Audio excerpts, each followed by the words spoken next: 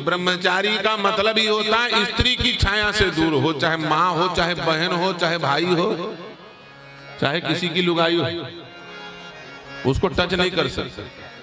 Cast की स्त्री का भी स्पर्श कर गया तो ब्रह्मचारी नहीं रह जाता, याद रखना।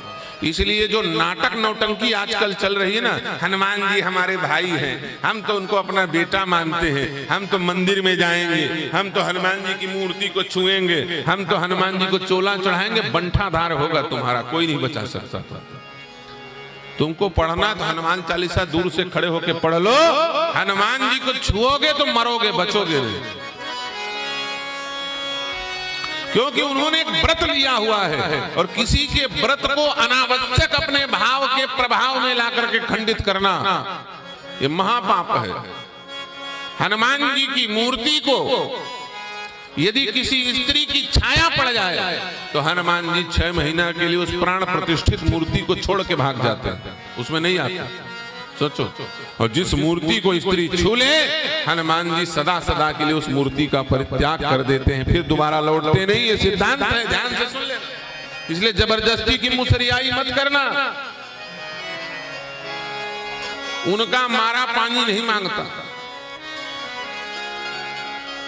ये देवता हमारे जो मूर्तियां बनाई गई है ना, देवताओं की मूर्ति प्रतिष्ठित होती है, ये मूर्तियां एक मशीन के जैसे काम करती हैं। किसके जैसे काम करती हैं? मशीन के जैसे। तुम उल्टा पुल्टा करोगे तो मशीन नहीं छोड़ेगा। तुम मिक्सी उसमें हल्दी डालो तो पीस देगी, तुम उसमें नमक डालो तो पीस देगी, तुम उसमें गुड़ शक्कर डालो पीस दे, अपना हाथ डालो तो पीस देगा। वो थोड़ी सोचेगा कि अपना हाथ डाला है मेरा आदमी, न पीसू, ऐसा वो पीसा ही देगा, याद रखना। वही हाल है मूर्तियों का। इन मूर्तियों की जो मर्यादा शास्त्र में वर्णित है, उसी के अनुसार अर्चा पूजा करो। इधर उधर आए बाएं साएं करोगे तो जय सिया राम, फिर बचने वाले नहीं हो, तुम मानो चाहे ना मानो। भगवान हमारे बेटा हैं, भगवान हमारे बेटा हैं, और ये करके हम उनको दुनिया भर के पशु चर्बियों से युक्त चॉकलेट का भोग लगा दो। नहीं, अखाद्य वस्तु को भगवान का भोग मत लगाओ। जो स्पर्श करने योग्य नहीं है उन वस्तुओं का भगवान को भोग मत लगाओ। जिस चीज पर प्रश्न चिन्ह पैदा हो गया हो कि फलाने चीज में खाने पर, फलाने चीज में पशुओं की चर्बी मिली है, तुम मैगी बना के भगवान को भोग लगा दो, ये थोड़ी होता है, गलत बात। जिस चीज में संदेह हो कि स्पर्श करने हो, उसे खाओ मत, उसे छुओ मत, उसे भगवान को भोग मत लगाओ और खुद मत ग्रहण करो, उसका परित्याग कर दो। आजकल सबसे बड़ी विडंबना तो यही है, क्या? शुद्ध देसी घी का भंडारा, हल्ला मचाए। किसका? शुद्ध देसी घी का भंडारा। और कितने रुपया का घी? बोले 250 रुपया, 300 रुपया किलो का घी। वो 300 रुपया किलो का घी नहीं है प्यारे, वो 300 रुपया का पशुओं का चर्बी है। क्या है? मांस जला रहे हो भगवान के सामने, चर्बी जला रहे हो भगवान के सामने। आज बांके बिहारी के मंदिर में पैर रखने की जगह नहीं मिलती। जितने समय जाओ उतने समय लोग वहां गाते हैं गोविंद जय जय गोपाल जय जय, गोविंद जय जय गोपाल जय जय। लेकिन भगवान सुनते नहीं। क्यों नहीं सुनते जानते? उनकी आवाज, तुम्हारी आवाज उन तक पहुंच नहीं पाती।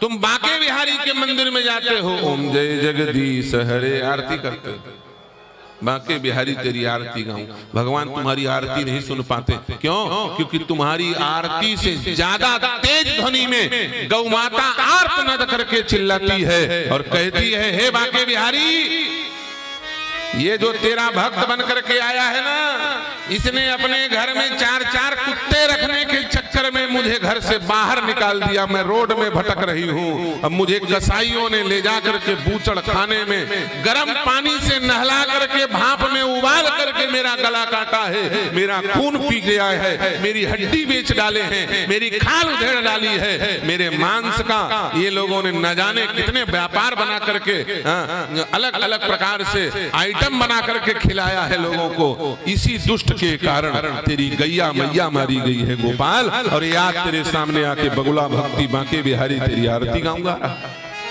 मैं तड़प तड़प के चिल्ला रही थी, कोई बात नहीं, मैं तेरे घर में रहूंगी, मेरा दूध सूख गया है, मेरे दूध भर के पीछे मुझे मत छोड़। मेरे गौमूत्र में इतना गुण है कि मैं तेरी सारी बीमारी समाप्त कर सकती हूँ। मेरे गोबर में इतना गुण है कि मैं धरती को उर्वरक बना सकती हूँ। फिर भी इस दुष्ट ने मुझे घर से बाहर निकाल दिया। पहुँचती है, इसलिए बांके बिहारी अपनी मैया की बात सुने कि कसैया की बात सुने। गाय को बेचने वाला, गाय को घर से बाहर निकाल देने वाला वो हिंदू नहीं, वही कसाई है। याद रखना, गौ हत्या करने वाले को वो अपराध नहीं मिलेगा जो अपराध, जो पाप गाय को घर से बाहर निकालने वाले को है। क्योंकि जब तुमने गाय को बाहर निकाला तब ना ये राक्षस लोगों ने गाय को काटा, और आखिर में तुम ही उसे खरीद के खा रहे हो। गाय की चर्बी घी के नाम पर हवन कर रहे हैं। गाय की चर्बी घी के नाम पर दीपक जलाया जा रहा है, लड्डू बना करके तिरुपति बालाजी में खिला दिया गया सब पूरे विश्व में।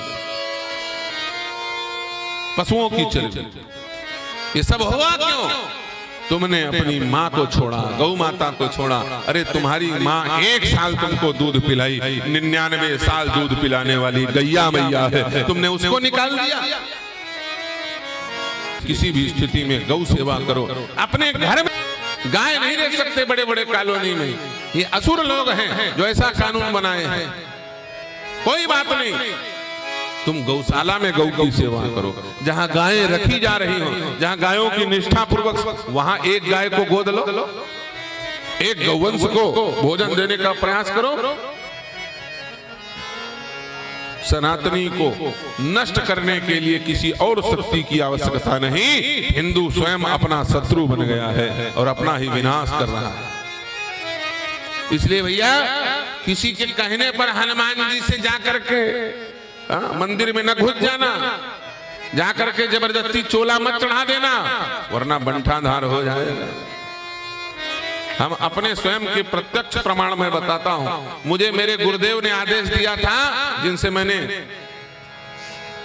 खड़ाक्षर मंत्र की दीक्षा ली थी, उनसे मैंने जब मैंने कहा कि मैं घर छोड़ के निकलना चाहता हूं, तो उन्होंने कहा एक काम करो, 108 बार बजरंगबली को रामचरितमानस सुनाओ।